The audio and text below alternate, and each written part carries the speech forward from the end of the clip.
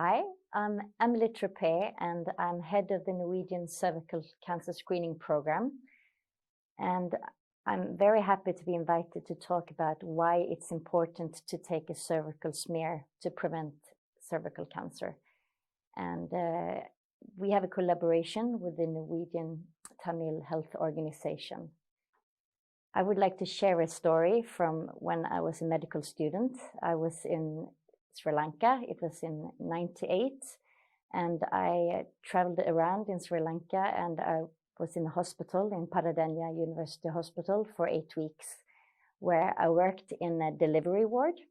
And I had a very new experience, and it was first of all that it was 6 women. They had to give birth next to each other, and in the ceiling there was a surgical lamp, and there was a bird nest, and there were little chicks, and the mother bird came in the whole time and fed the little chicks.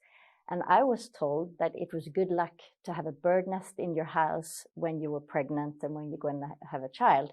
And it couldn't be more luck than having this bird nest in the delivery room.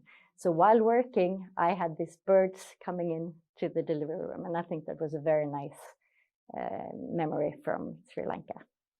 Hi, my name is Jenisha Selvantiran. I'm a dentist and committee member of Norwegian Tamil Health Organization. Welcome to today's program, where we are going to talk about the cervical smear. We are so lucky that we have with us a gynecologist that is also the head of Norwegian Cervical Screening Program, Emily Trappé.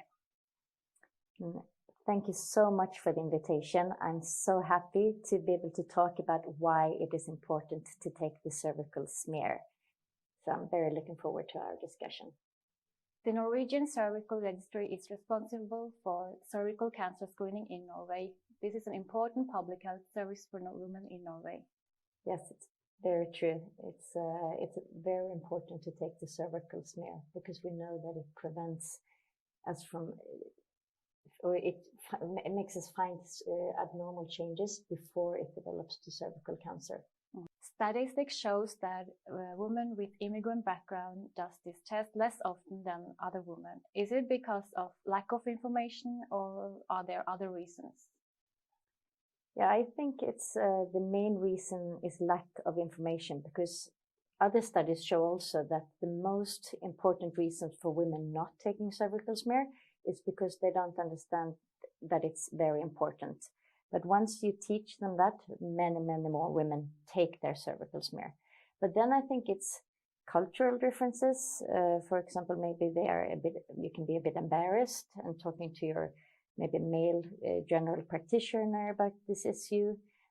Or many women maybe think that they don't need to take a smear because they have been married to the same man their whole life.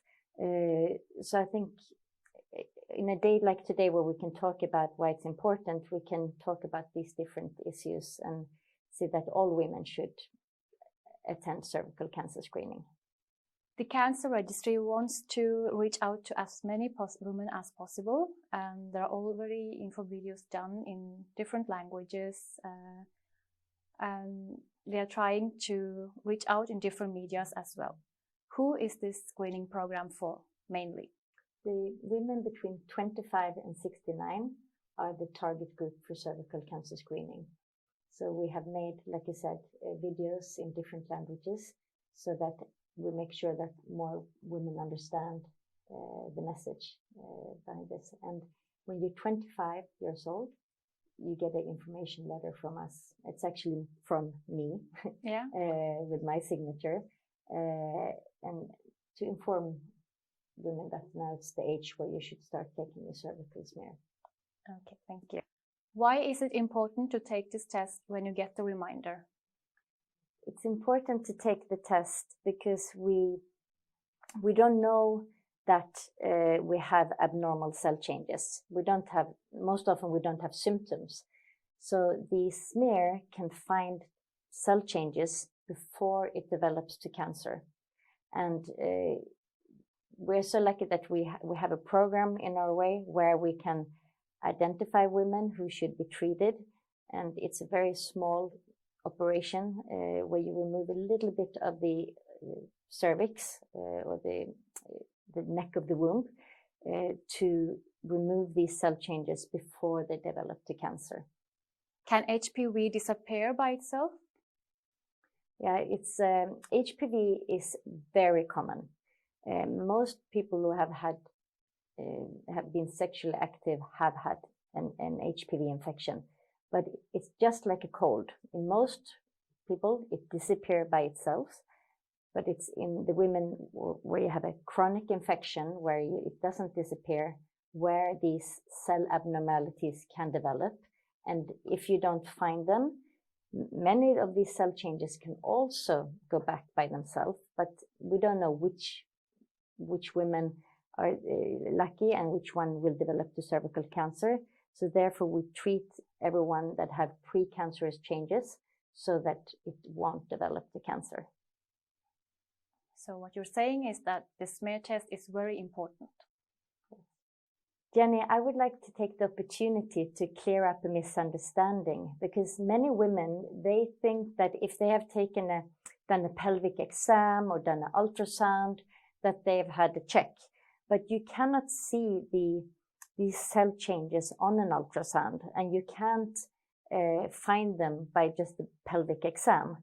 You need to brush off some cells from the neck of the womb with a little brush, and then you put them in a glass and then prepare it, and then you do microscopy in the lab, and there you can find these abnormal changes. So you actually have to take the smear to prevent cervical cancer.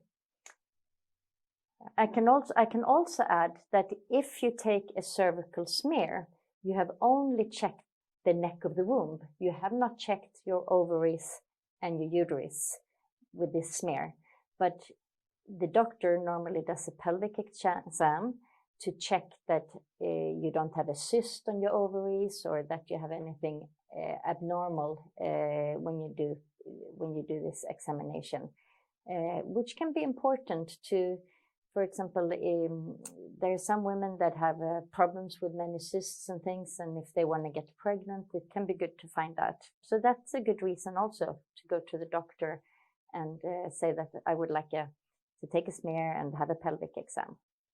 Thank you for clearing that up. So who performs the test and where can we get the test done?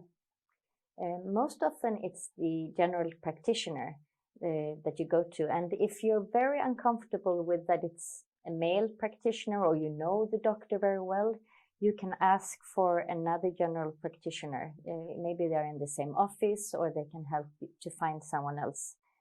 For example, a female doctor that you have not met before, where you can be a bit more private, and if you have other questions too that you would like to ask the doctor that you maybe don't feel like asking your general practitioner. There are also some midwives that take the smear, but then you have to find out in the region you live in Norway if they do it. And if you can't find anyone, then you can ask to get a referral to a gynecologist. But we like to keep that for the women that have more problems because it's a very long waiting line for gynecologists. So there are very, very good general practitioners in Norway, and they can take a very good smear. Can it be done during menstruation? It's a very good question. Everything that blood, if you have a menstruation, for example, it's not good to take a test when you have your menstruation. But there are other things that can affect the quality of the smear, and that is, for example, if you use a tampon or if you have sexual intercourse.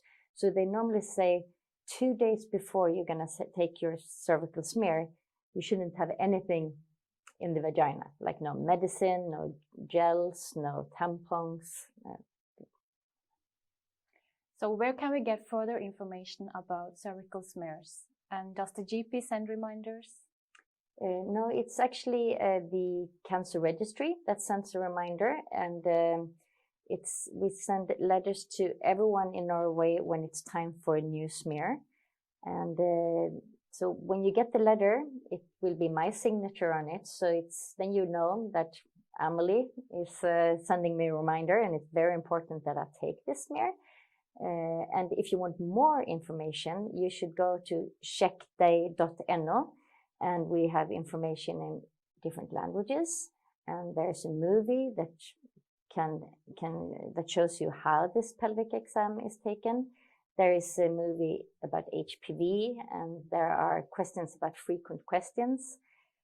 If you had more questions than are answered on our webpage, then you can contact your general practitioner, or you can find our phone number and call us directly, and we can help you.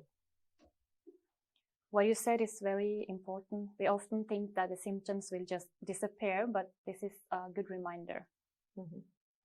It's very important. First, it's very important to take the smear when you get a reminder, but it's also very important to contact the doctor if you have symptoms. For example, if you have bleeding after intercourse, or if you have a very strong smell, because these can be signs of abnormal changes. Even if you took the smear a month ago and it was normal, you still have to contact the doctor if you have symptoms. So there is a HPV vaccine. Can you tell us more about that?